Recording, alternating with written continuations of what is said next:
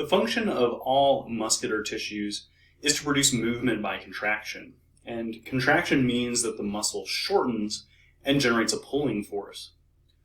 The muscle tissues are a highly cellular tissue, much like the epithelial tissues, so they are mostly composed of cells with very little extracellular matrix.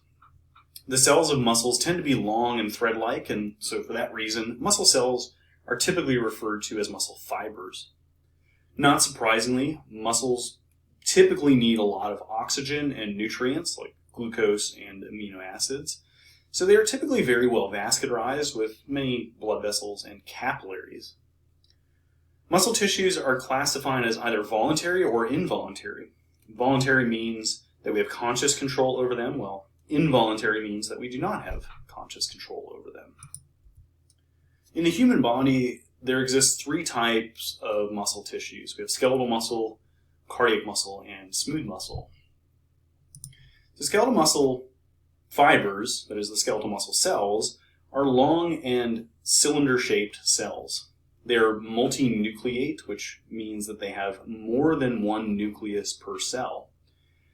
And this is because the size of the cells is quite large. And so because of the large size of the skeletal muscle cells, more than one nucleus is needed to direct all of the activities and coordinate the manufacture of the muscle proteins within that cell.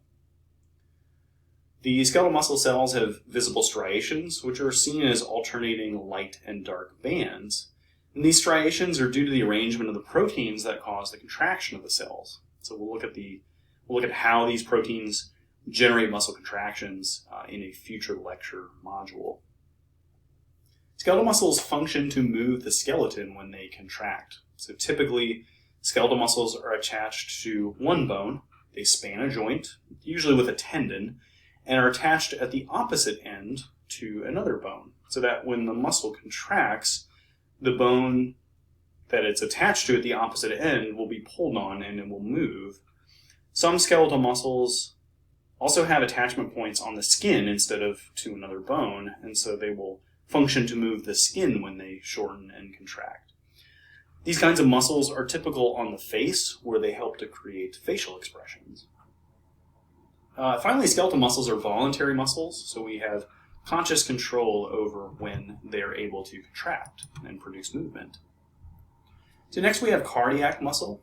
This muscle tissue, perhaps unsurprisingly, is only found in the heart. Cardiac muscle cells are much shorter and much smaller than skeletal muscle cells, so they only contain one nucleus per cell. They are striated, just like skeletal muscle cells are. And with cardiac muscle, we see that the fibers, that is the cells, are branched and they are joined together with other cardiac muscles at their endpoints. And they're joined together with these junctions called intercalated discs. The intercalated discs are actually formed by both desmosomes and gap junctions. So the gap junctions in the intercalated discs ensure that the electrical impulses that are created by cardiac muscle can travel through the heart muscle and make the structures that are composed of that cardiac muscle contract simultaneously, which is really important for pumping blood. The desmosomes that are found at the intercalated discs help to prevent the cardiac muscle cells from tearing away from one another, especially when the heart is beating very forcefully. The overall functions of the cardiac muscle are to pump blood through the various chambers of the heart, and they're also functioning to pump blood into the body's large arteries that are connected to the ventricles of the heart. Cardiac muscle is involuntary, so we don't have conscious control over the contraction of cardiac muscle. The contractions of cardiac muscle instead are controlled by specialized nervous tissue that's found within the heart itself.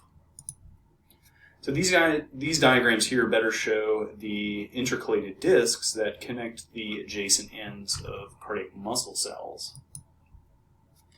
So our last muscular tissue is smooth muscle, and smooth muscle is named because it does not have any visible striations in it. Just be careful not to confuse it with a connective tissue because it does resemble some of the connective tissues that we've seen. Smooth muscle cells are small and thread-like, and as such, they only have one nucleus per smooth muscle cell.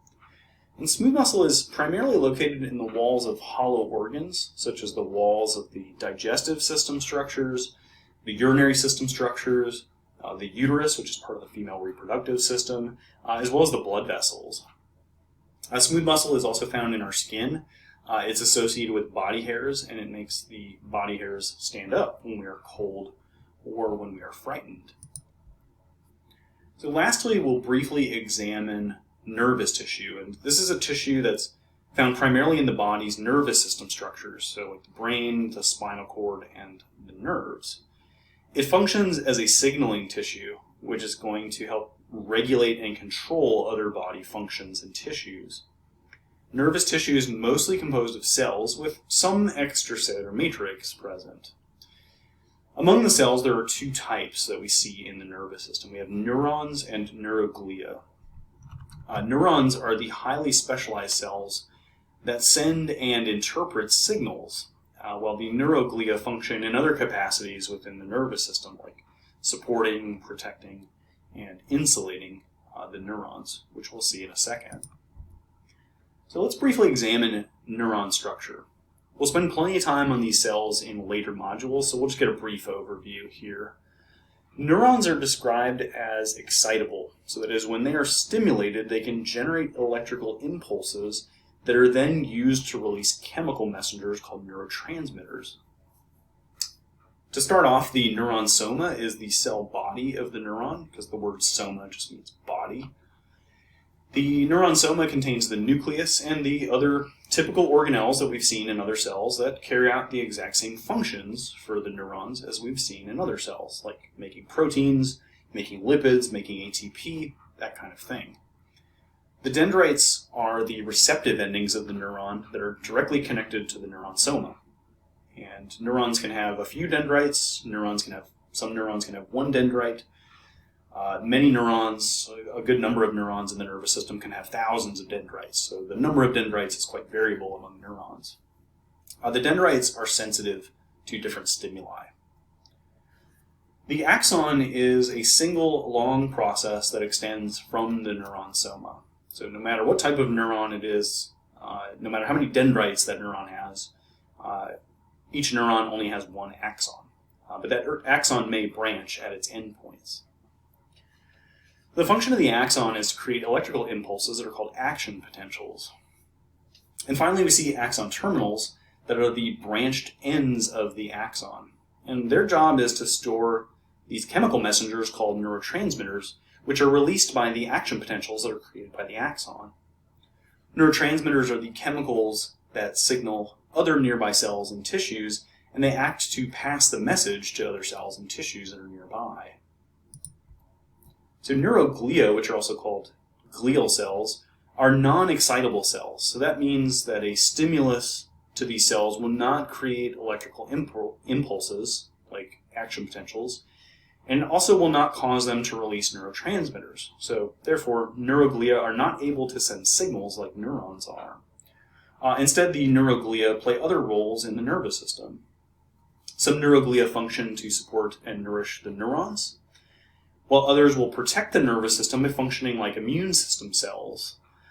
Some neuroglia also help to speed up the electrical impulses that we identified as action potentials that were generated by the axons of neurons, and we'll investigate how that happens in the nervous system modules.